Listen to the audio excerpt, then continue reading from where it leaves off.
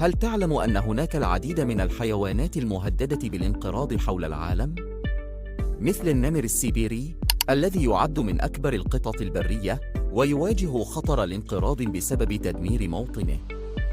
وهناك أيضاً وحيد القرن الأبيض الذي يعتبر من أندر الحيوانات على وجه الأرض، حيث تبقى منه أعداد قليلة جداً.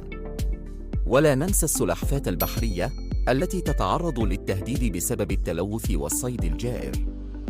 إن حماية هذه الكائنات ليست مسؤولية الحكومات فقط، بل هي مسؤوليتنا جميعاً، لنحافظ على تنوع الحياة ونضمن بقاء هذه الأنواع للأجيال القادمة.